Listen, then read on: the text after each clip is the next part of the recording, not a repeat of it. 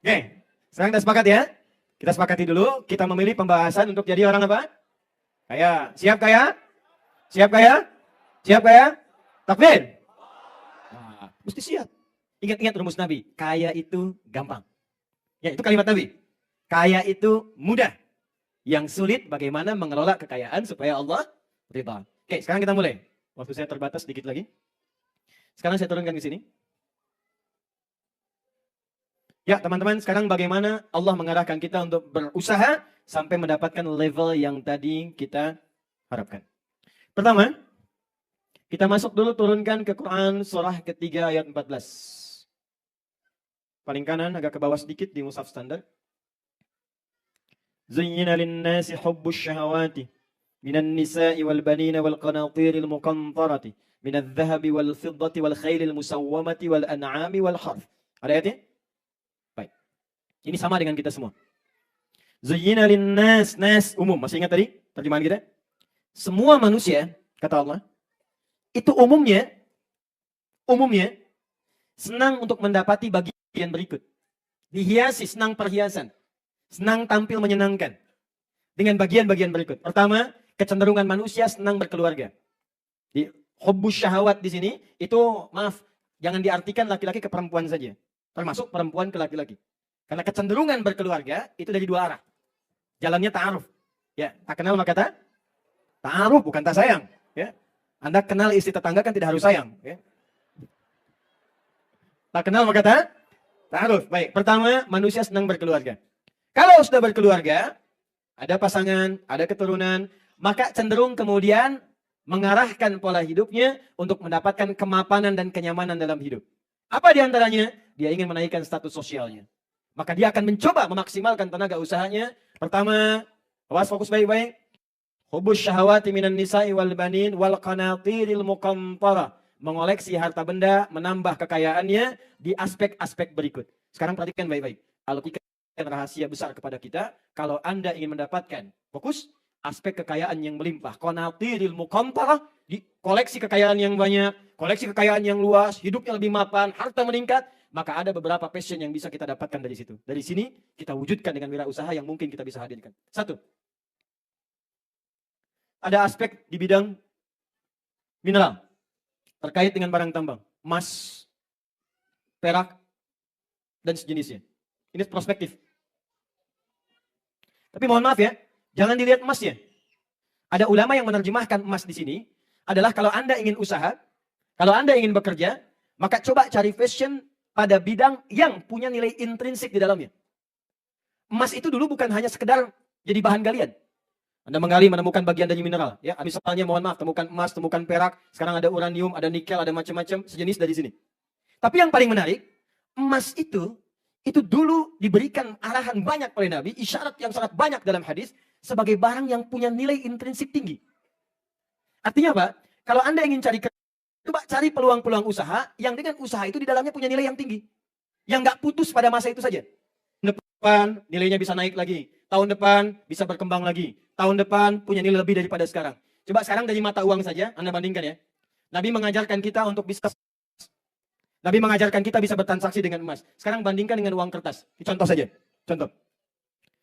Kertas, itu kan nggak punya nilai intrinsik. Secara ekonomi ya kertas, kalau disobek selesai. Karena itu di dalam sistem ekonomi, Bang Sandi lebih paham, itu selalu mengalami penurunan. Kalau saya ceritakan lebih dalam tentang sejarah uang kertas, mungkin bakal pada kaget. Tapi saya simpan dulu. Ya. Jadi dulu kan pakai emas. Kemudian dicoba untuk kertas, untuk memonopoli nilai ekonomi dunia. Tapi secara singkat saya ingin katakan, kertas dibandingkan dengan emas itu nilainya sangat kecil. Sehingga ketika dia dijadikan sebuah nilai pertukaran, seakan-akan barangnya makin naik padahal nilai uangnya diturunkan. Barangnya tetap. Coba Anda beli kambing misalnya, 2 tahun lalu dengan kambing sekarang, nilainya pasti beda. Kambing sekarang lebih mahal dibandingkan kambing 2 tahun lalu. Tempe 5 tahun lalu lebih mahal dibandingkan tempe sekarang. Padahal tempenya itu aja. Karatnya segitu, jumlahnya segitu, besarnya segitu, tapi kenapa kemudian menjadi mahal? Ternyata bukan tempenya yang mahal, tapi uangnya yang nilainya diturunkan. Kertasnya yang diturunkan. Jadi dengan menggunakan kertas itu bisa diatur. Sekarang kalau pengen naik-naik, kalau pengen turun-turun. Tapi emas tak bisa. Naik terus, naik terus, naik terus. Nah poinnya, kalau Anda ingin usaha, jangan lihat emasnya. Cari pokok usaha yang kira-kira bisa berkembang nilainya sampai kapanpun dia naik bukan turun. Misal, Anda cari misalnya di bidang tanah. Anda bergerak di properti. Atau Anda misalnya di bagian teknologi. Ada yang bikin misalnya, di bagian softnya, perangkat lunaknya. Ada di bagian hardware-nya, dikembangkan lagi ke depannya. Bagian pertama kata Quran, kalau Anda ingin mencari bidang usaha, maka cari objek yang nilainya bisa berkembang terus di masa depan. Paham bagian pertama? Satu. Saya agak cepat ya. Dua. Wal khailil musawwamah. Wal khailil musawwamah. Di situ diartikan apa? Kuda tunggangan. Khail, teman-teman, khail itu bukan kuda biasa. Kuda yang digunakan sebagai alat transportasi zaman dulu. Di Ferrari-nya dulu, zaman-zaman dulu, zaman jahiliyah, zaman Nabi, sampai ke keemasan Islam di masa lalu, Ferrari-nya itu ya kuda. Makanya sekarang Ferrari disebut apa? Kuda? Kuda jingkrak. Bukan kuda Islam. Itu kuda. Khail itu kuda tunggangan. Jadi kalau ada orang miara kuda dulu, orang-orang hebat tuh, orang-orang kaya, salah satunya orang yang punya kuda berkualitas. Dalam bahasa Arab, kuda spesial, musawamah itu spesial, yang punya tanda, terpilih. Kuda spesial, tunggangan spesial, itu orang yang hebat pasti punya kuda yang paling bagus. Tunggangan yang paling hebat. Apa itu? Khail. Nah, orang yang kalau pengen usaha cepat, dia dari kecil miara kuda. Pakan kudanya, pilihan kuda terbaiknya. Bahkan sampai sekarang, maaf ya, ada orang yang mengabadikan pakan kuda ini sampai kemudian dimatikan benihnya di Amerika. Dan diambil dari Quran. Namanya khotbah. Khotbah. Wa zaituna wa nakhla. Ya, khotbah itu asalnya pakan ternak. Sekarang disebut alfalfa. Khotbah ini, dulu orang Persia memberikan ternaknya, ya kudanya dengan pakan ini, itu tumbuhnya luar biasa, jenis kudanya bagus, larinya juga kencang, keberaniannya tinggi. Dibawa oleh Tariq bin Ziyad ke Spanyol, ke Andalusia. Disebarkan, dibawa pakan ini.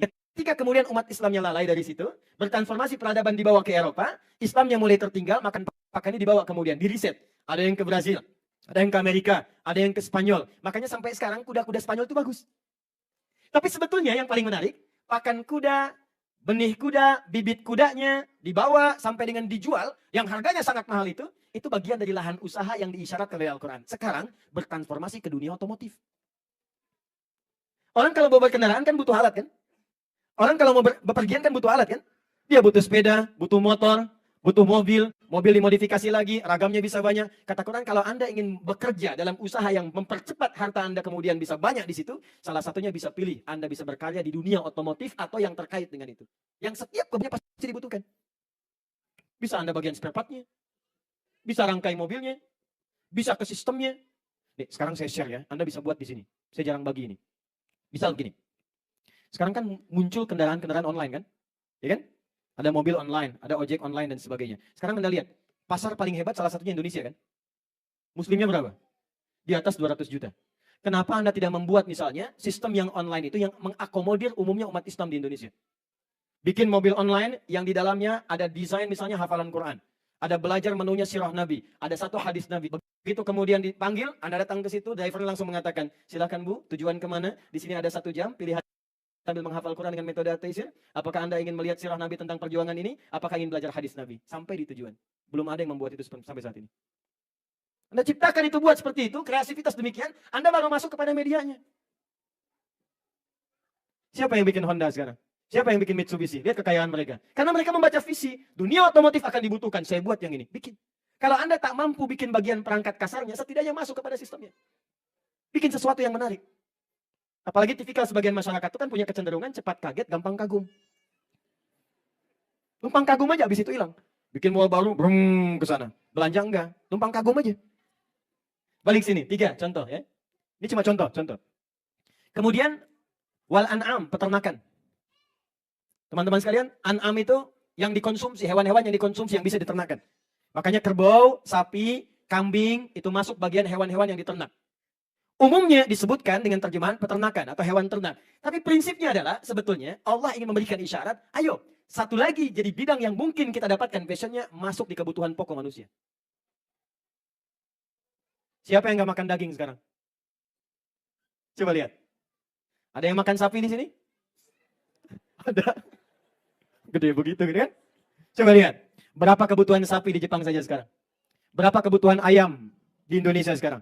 Saya punya teman pengusaha ayam. Satu kandangnya 45.000. Ya, 45.000 ayam. Sekarang didesain seperti hotel. Hotel ayam. Ayam nginep di hotel. Suhunya diatur. Oh, makannya diatur. Jam sekian lampu dinyalakan. Boom, makan semua. Dia punya 2 kandang, berarti ada 90.000. Itu baru kandang dia saja. Cuma 45 hari selesai. Bayangkan berapa kandang yang ada di Indonesia, kebutuhannya luar biasa. Sehari itu berapa ayam dieksekusi? Berapa ayam? Belum bebek. Bebek selamat, bebek kurang selamat, bebek yang macam-macam. Coba lihat. Ayam, bebek, kambing berapa, Cok? Ada yang bikin sate kambing, kambing guling, kambing diendapin, kambing macam-macam. Belum ke sapi, belum hewan kurban tiap tahun ada. Itu peluang. Jadi Quran menawarkan kalau Anda pengen cepat mengoleksi kekayaan, salah satunya coba cari yang passionnya kira-kira objeknya kebutuhan banyak orang. Kreatif kita cari. Nanti saat saya masuk kepada ide dasarnya saya turunkan lagi. Pernah dengar nggak?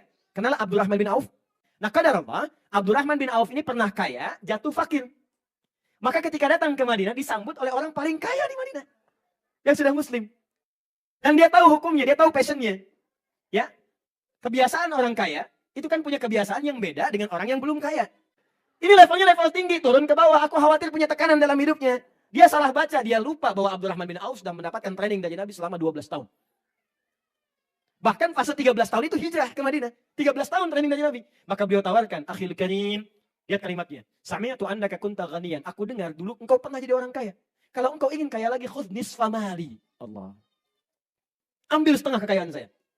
Aku dengar engkau ditinggalkan istrimu. Kalau ingin menikah lagi, pilih perempuan paling cantik di Madinah. Aku fasilitasi walaupun itu bagian dari kerabatku. Lihat nih jawabannya. Lihat jawabannya. Jazakallahu khairan. Semoga Allah berikan pahala kepada Anda. Arini ainal aswaq. Ini yang mau saya tanamkan di kesempatan kali ini.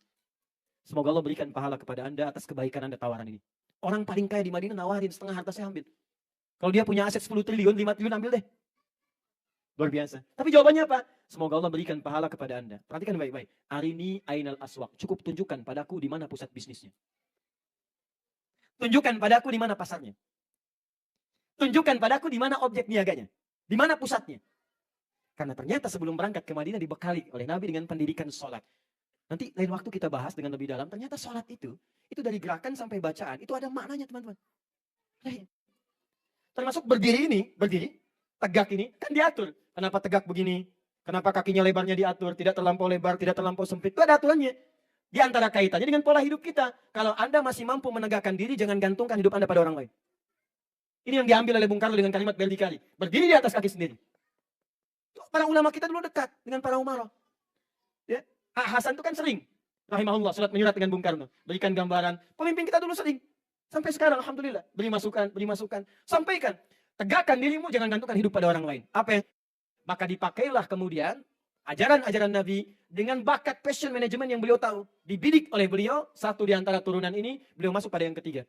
Orang Madinah kebutuhan kambingnya banyak. Maka di situ jadi penyalur. 3 bulan pertama. Jadi penyalur kambing, ambil dulu dari pusatnya, salurkan, dapat bagian bonus tambahan dari situ, modalnya dikumpulkan, beli kambing lagi. Kambing kan cepat beranaknya. Beli kambing 2, sudah beranak. Ya, dipakai lagi itu sambil nyalurkan, dia naik.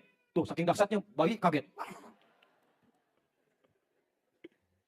Jadi sambil nyalurkan, yang ini tumbuh. Apa yang terjadi teman-teman sekalian? Cuman setahun dengan bakatnya ini dan dikembangkan kepada unit bisnis yang lain. Jadi ketika maju di sini, pelajari passion yang lain, dia kembangkan yang lain. Setahun jadi orang paling kaya di Madinah. Yang kapaknya tadi sudah terbuat dari emas. Satu kali Madinah goncang. Dok, dikduk. Ada apa ini semua keluar? Ternyata di luar sudah ada kafilah 600 unta. Yang di atasnya semua setiap untanya isinya berupa mutiara, emas, perak dan sebagainya. Kalau sekarang 100 truk, di dalam setiap truk ada kumpulan emas, mutiara, perak, macam-macam. 600 truk. Punya siapa? Abdurrahman bin Auf. Begitu Madinah heboh, Aisyah berkomentar radhiyallahu ta'ala anha. Aku dengar Nabi pernah menyampaikan Abdurrahman bin Auf masuk surga dengan merangkak. Merangkak itu maksudnya, maaf, bukan merangkak begini. Ya, hisabnya hartanya banyak. Banyak. Ya, nggak apa-apa, kaya merangkak masuk surga juga daripada miskin gak jelas, kan? Sini, masuk surga dengan merangkak, maksudnya apa? Scanningnya mungkin agak lama nih, karena banyak. Karena ingin ke surganya cepat, kata Abdurrahman bin Auf, itu yang banyak, itu yang 600, aku sedekahkan semua untuk orang Madinah. Sampai dari situ punya kebiasaan, membebaskan utang, bebaskan ini. Tapi beliau untung aja. Nanti kalau kita mau belajar lebih detail, bagaimana pola usahanya, itu lebih dahsyat. Beliau tidak pernah mau kredit, tunai. Tapi saya nggak mampu, kalau nggak mampu nggak usah beli, ini saya kasih gitu. Dan sekarang yang pakai, teman-teman kita yang dari Cina, rumus itu. Walaupun cuma untung 50.000, 5.000 rupiah, 3.000. 3.000 itu kan untung 1 juta barangnya, kalikan.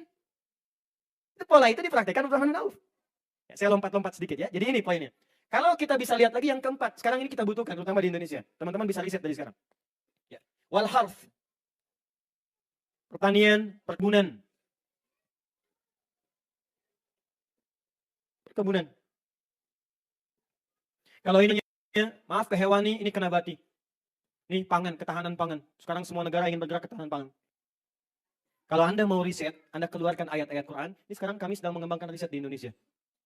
Beberapa riset yang dikeluarkan dari Al-Quran dikembangkan dan itu sangat bermanfaat. Salah satunya ke pencapaian wirausaha ini. Teman-teman, di Quran itu ada banyak ayat yang memberikan kepada kita isyarat akan kebutuhan manusia. Saya mau tanya gini, yang menciptakan manusia siapa? Allah. Sekarang Allah kasih informasi, ini kebutuhan pokok manusia. Dikasih informasi 15 abad yang lalu, kenapa nggak kita kumpulkan sekarang? Dan ternyata sekarang sebagian orang ngembangkan. Dan yang ngembangkan kebanyakan non-muslim. Kita yang punya teorinya. Tapi jangan salahkan teman-teman non-muslim. Karena mereka mau ngembangkan. Itu kompetisi. Kita yang harus bergerak untuk meriset, kembangkan lagi. Nggak ada masalah di situ. Tuh sekarang, mohon maaf ya. Apa yang paling dibutuhkan makanan pokok sekarang di komunitas masyarakat kita? Di kita mungkin beras. Lihat teman-teman sekalian. Kebutuhannya kan didorong oleh syariat agama. Ada kebutuhan zakat.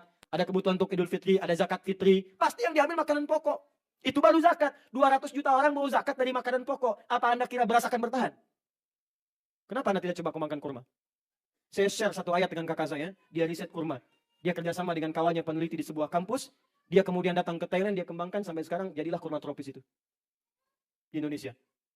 Cuman sebagian ada yang salah menggunakan. Itu tadinya riset dari Quran. Ada isyarat di Quran. Ini jenis kurma yang seperti. Karena kurma banyak. Ada kurma misalnya yang setengah matang disebut balha. Ini kegunaannya begini. Ada kurma rutob. Ya, kurma rutob ini sering salah persepsi. Sebagian orang hanya tinggal dimakan untuk menambahkan daya glukosanya saja, untuk menambah energi. Padahal kurma ini bagus untuk ibu yang sedang mengandung. Ya, karena mempermudah untuk kelancaran persalinan. Ada orang yang sekarang dikembangkan. Dahsyatnya kurma tropis, dia tidak mengalami balha, tapi langsung masuk kepada kebutuhan pokok. Jadi begitu dia didapatkan, gak usah dimasak lagi, itu langsung buahnya seketika jadi makanan pokok. Dia gak melewati proses balha. Tuh, riset. Belum ada yang lainnya lagi. Di poinnya apa? Kalau Anda ingin mendapatkan poin-poin tertentu sebagai bagian dari inspirasi untuk berwirausaha, kata Quran cari bidik komoditi-komoditi yang sekiranya banyak orang membutuhkannya. Bikin visi yang dalam, buat visi yang jauh. Nah ini baru sampai contohnya. Setelah passionnya didapatkan, Anda pilihkan, maaf, saya ingin bergerak di bidang ini saja. Baik di barang tambang atau mineral. Air saja sekarang lihat, sekarang pertentangan di bidang air sudah tinggi sekali.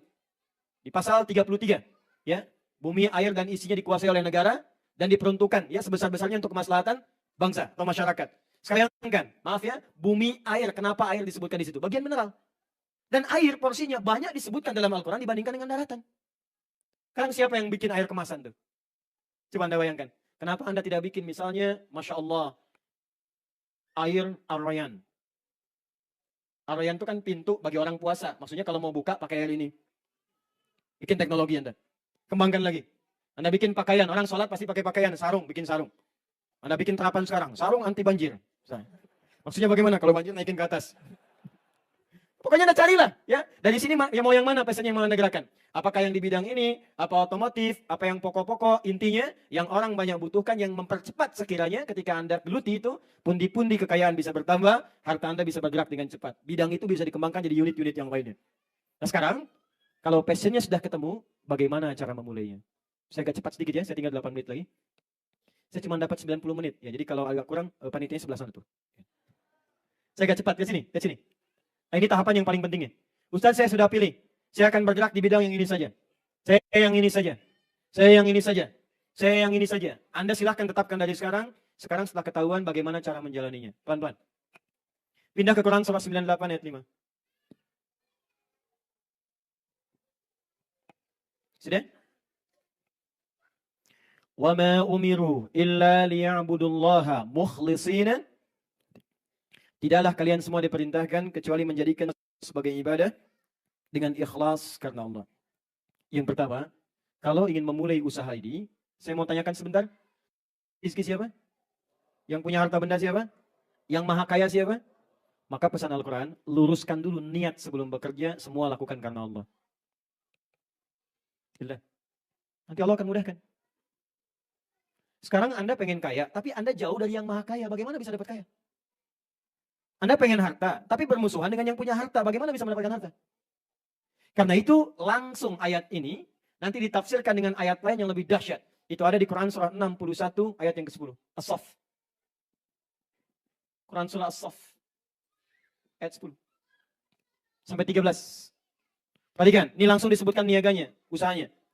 Ya ayyuhalladzina amanu.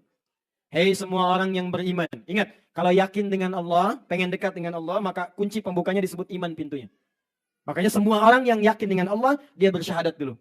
Bukankah kalimat pertama syahadat, asyhadu an la ilaha, yakin dengan Allah. Kalau sudah bersyahadat, disebut beriman. Panggilan Qur'annya berubah dari ya ayyuhan nasu menjadi ya ayyuhalladzina amanu. Perhatikan baik-baik. Ya ayyuhalladzina amanu. Hei semua orang yang beriman kepada Allah.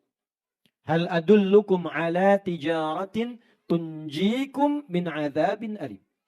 Mau nggak kata Allah, aku tunjukkan pada kalian cara berniaga terbaik yang akan membebaskan kalian dari perasaan sulit yang dalam. Dari perasaan tersiksa ketika menjalaninya. Ini bukan konteks akhirat saja, tapi konteks dunia. Ada orang pengen kaya, tapi cara kerjanya tersiksa. Berangkat gelap, pulang gelap, tuntutan kerja banyak, kadang lembur, kadang stres, begitu stres keluar bikin onar. Capek sendiri. Kadang pelampiasannya ke minuman, pelampiasannya ke kriminalitas. Kadang-kadang bawa pisau, tusuk sana sini. Ada yang bikin ini, bikin itu. Stres. Kaya memang, tapi tidak menikmati kekayaannya. Kaya memang, tapi tidak nyaman dengan kekayaannya. Makanya tadi saya sampaikan dari awal, Anda itu pengen kaya gelisah atau miskin tapi tenang. Tetap kan pilihannya kaya tapi tenang. Jadi kata Allah, nih kalau Anda ingin kaya dan tenang, Anda ingin kaya tak tersiksa dalam pekerjaan, aku tunjukkan jalan pertamanya untuk mendapatkan itu semua. Tijarah itu bisnis. Usaha. Apa jalannya? Teruskan ayat 11-nya. Tu'minuna billah. Kamu yakin dulu dengan Allah. Fokus teman-teman.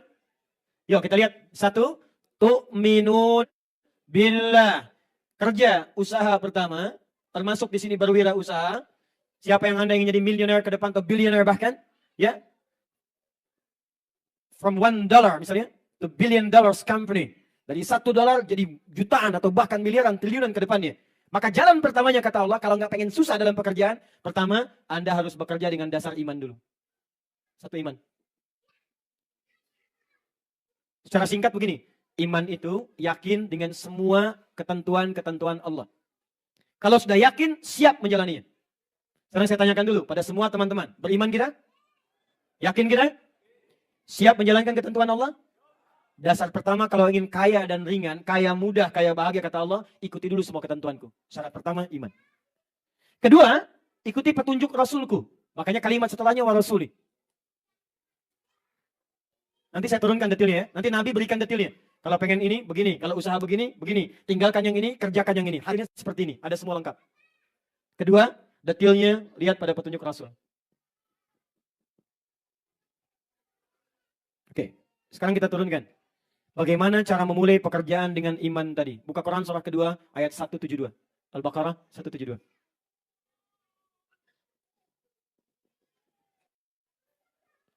Teman-teman masih ingat tadi? Waktu saya jelaskan yang pertama, rizki ditetapkan. Langit diturunkan kemana? Cara meraihnya dengan apa? Usaha kerja kan? Al-Baqarah 168 tadi panggilannya An-Nas atau Amanu. Nas kan? Ya ayuhan nasu. Sekarang kita ingin naik, pindah levelnya. Dari manusia biasa kepada orang beriman.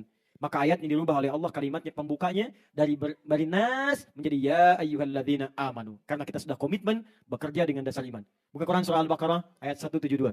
Ya ayyuhalladzina amanu. Hei semua orang sekarang yang sudah beriman. Yakin dengan semua ketentuan yang akan aku berikan kata Allah. Kulu. Walaupun sudah beriman, tetap mesti kerja. Usaha. Nah, sekarang perhatikan baik-baik. Di sini rahasianya. Ini tidak banyak orang mengetahuinya. Kulu min tayyibati ma razaqnakum. Bandingkan dengan Al-Baqarah 168. Di 168, kulu mimma fil ardi halalam tayyibah. Kalau belum terbayang, saya tuliskan sekarang, Anda lihat rahasia besarnya.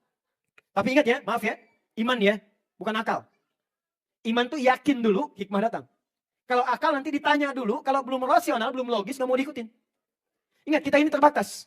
Semua tubuh manusia terbatas. Pandangan Anda terbatas. Yang dekat terlihat, jauh kecil tak terlihat. Pendengaran terbatas, sekian hertz tak terdengar oleh kita. Awas hati-hati. Ini kalau mata Anda terbatas, telinga Anda terbatas, kenapa akal Anda nggak mau terbatas? Semua yang melekat pada kita pasti terbatas. Karena itu, kalau ada yang belum bisa ditangkap oleh akal, kita tangkap dengan iman, maka hikmah akan datang. Sekarang perhatikan perbandingannya. Saya tuliskan di sini. Satu, yang ayat 168. Ya ayyuhan nas. Ini 172 imannya dipakai. Ya ayyuhalladzina amanu.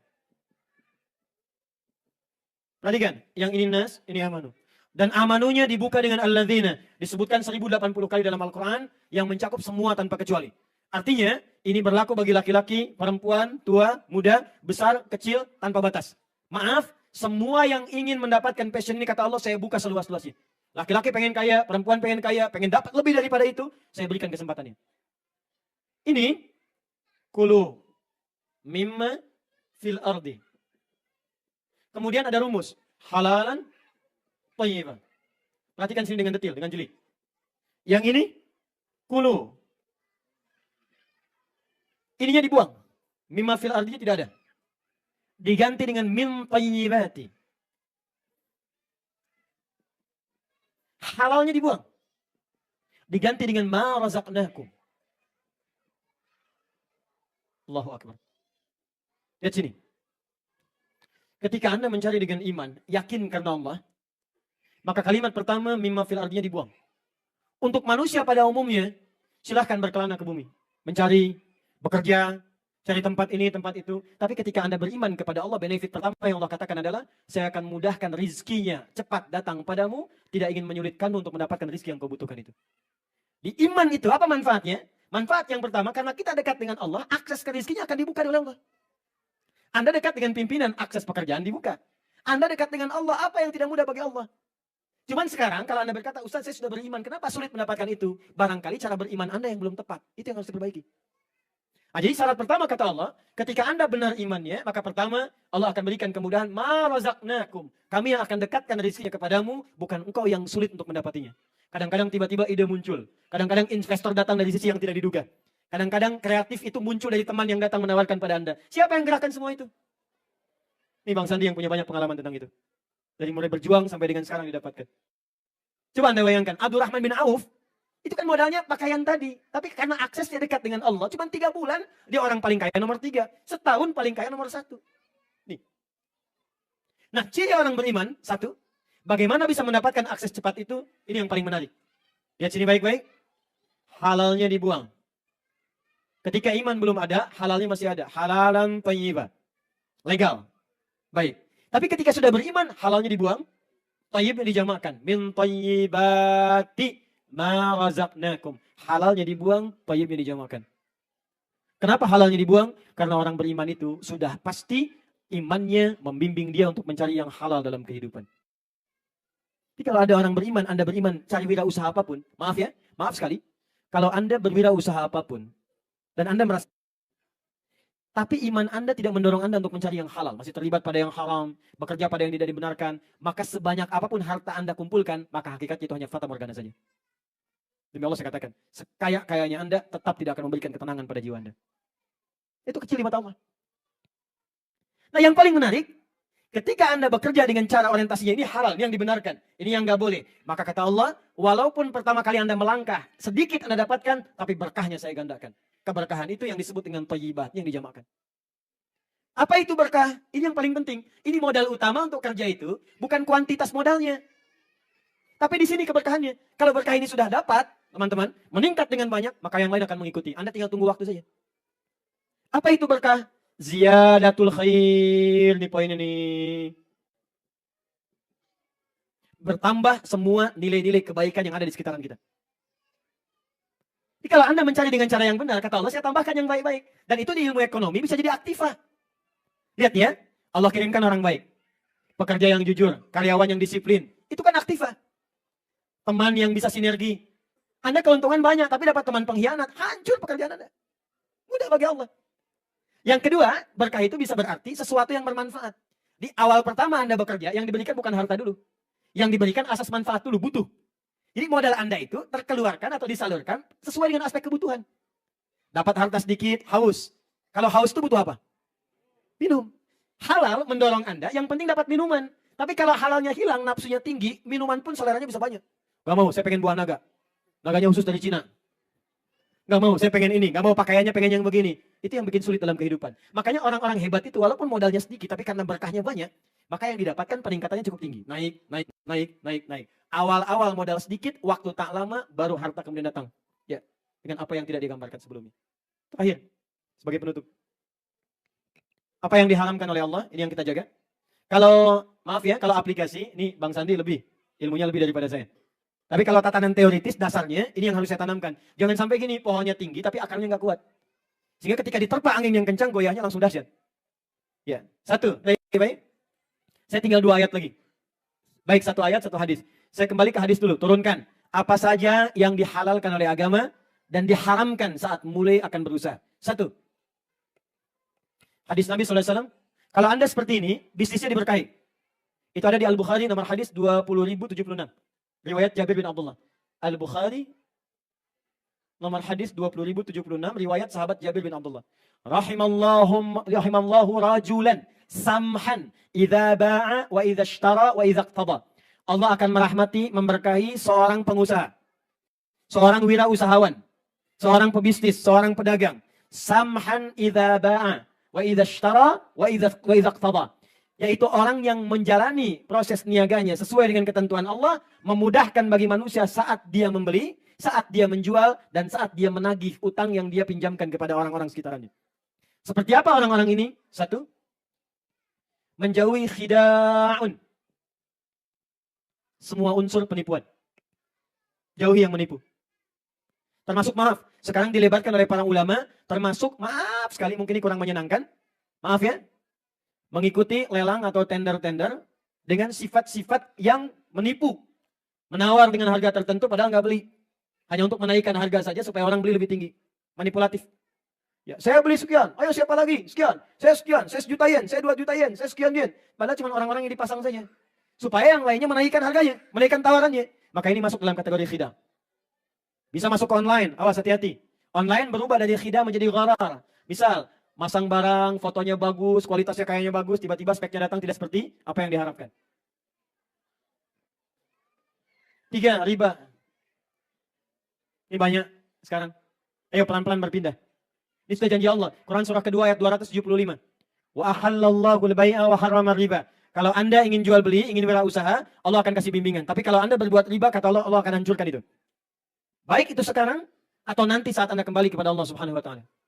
Pindah. Pelan-pelan. Ya, jadikan jembatan. 3, yang terakhir, ini riba babnya luas ya. Ada detailnya. Jadi Anda jangan juga, maaf, terlalu ekstrim mengambil langkahnya, hati-hati. Ini ada turunan-turunannya. Nanti ada terkait dengan permodalan, ada terkait dengan barangnya, ada dengan transaksinya. Jangan disimpulkan cepat karena nanti ada turunan-turunannya. Saya hanya sampaikan umumnya dulu. Yang terakhir, yang keempat, awas. 1 khida tadi, yang kedua gharar, yang ketiga riba, yang keempat, maaf, jual beli barang-barang atau objek yang langsung diharamkan oleh Allah dan Rasulnya. Komoditi haram. Maaf ya, maaf. Semua benda yang diharamkan. Misal ada binatang, apa binatang yang diharamkan? Nah, misal Anda jualan itu misalnya. Ya, itu lebih baik ditinggalkan. Pindah kepada yang lain. Ada bab yang membolehkan. Ada bab. Misal, Anda sedang tidak ada pekerjaan lain, yang ada cuma jualan itu, tapi itu pun di tempat orang yang makan daging itu. Bukan umum yang ada muslimnya. Cuma dalam keadaan yang sangat darurat, gak ada pekerjaan lain. Sebab pasti resikonya panjang. Bersentuhan, megang, melihat, ini najisnya, macam-macamnya dan sebagainya. Menyulitkan Anda sendiri. Anda mau sholat susah, ya bersihnya juga tidak mudah dan sebagainya. Kalau tidak ada pilihan-pilihan lain, hanya itu dulu, maka jadikan sebagai jembatan untuk mencari pekerjaan lain lebih baik. Paham? Maaf, yang diminum apa yang haram? Oh, semua bentuknya. Semua bentuknya, semua bentuk cantika, awas, hukumnya haram. Jangan jualan ekstasi, jangan jualan sabu, ya, jangan jualan khamar, jangan jualan yang macam-macam, termasuk maaf, baik pengedarnya, peraciknya, penyalurnya, salesnya, macam-macamnya. Selesai. Awas yang sekarang banyak berlaku nih di properti, agen-agen sering khida terlibat di sini. Banyak di sini, gharar. Nawarkan ini, nawarkan sales begini, ternyata tidak seperti speknya. Ya. Janjikan kemudian dengan dealer, ya, dengan leasing, dengan macam-macam, naikkan sekian, padahal ada unsur ribanya misalnya. Ya. Kalau Anda pakar matematika, sebetulnya lebih untung bisnis murni dibandingkan riba. Riba itu nggak ada untungnya. Nih lihat ya, Anda jualan pakai riba. Dari 2 juta misalnya, modal. Kemudian dijual. Setiap Anda telat sedikit, dalam jangka setahun bayar, jadi 2.200.000 misalnya. Keuntungan berapa? 200.000. Sekarang Anda jualan kambing, langsung aja, nggak usah pakai ribanya. Walaupun cuma sedikit misal, setiap 1 kambing 1 juta, modal tadi 2 juta. 1 kambing 1 juta, ambil 100.000. Jelas? Baik, sekarang Anda kembangkan itu. Belikan dari situ 1 juta. Kemudian jual yang kedua, dapat berapa? 2 juta. Untung berapa? 100. 2 juta berapa? 2.200.000. Itu satu kambing. Kalau Anda punya banyak kambing dalam waktu yang sama. Dalam waktu yang sama. Misal, Anda punya 20 juta. Kalikan lagi 200.000. Dapat berapa? Belum kalau berkembang lagi. Kalau saya detilkan lagi, nanti saya jabarkan persamaan matematikanya. Riba sekian, untung sekian. Demi Allah saya katakan, perbandingannya jauh sekali. Jadi orang yang bergerak di riba itu sebenarnya orang bodoh. Saya katakan orang bodoh. Kenapa? Karena menyulitkan diri sendiri, merugikan konsumen, memunculkan perselisihan, munculkan madarat, bisa jadi ada tindakan-tindakan kriminal, dan pada akhirnya tidak pernah ada kekayaan yang abadi. Selesai. Saya tutup terakhir. Quran surah 3 ayat 142. Ini penutupnya dan saya selesai di sini. Paling kiri sebelah atas. Quran surah 3 ayat 142. Setelah ini saya berikan amalan-amalan. Doanya, sholatnya baca apa dan sebagainya. Ya. Am hasibtum an tadkhulul jannata. Fokus teman-teman. Ini saya tegaskan sekali lagi ya.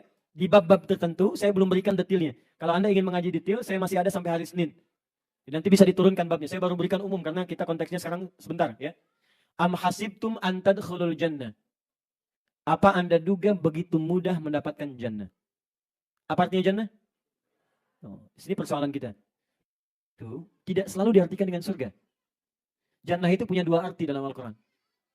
Arti dasarnya itu sukses, kesuksesan yang belum diraih, yang belum tampak. Kenapa surga disebut dengan jannah? Karena itu puncak kesuksesan kita yang belum kita raih, belum tampak sekarang. Orang Arab dulu, kalau mereka disebut kaya, melimpah hartanya, sukses, maka mereka punya kebun-kebun yang tidak dimiliki oleh orang lain. Orang lain gersang, dia punya unta merah, unta hitam itu biasa. Tapi yang punya kebun dengan oase yang sangat indah, punya anggur-anggur, punya macam-macam, itu nggak semua orang punya. Dan itu disebut jannah oleh orang Arab. Makanya jannah itu sering diartikan juga dengan kebun-kebun yang luas.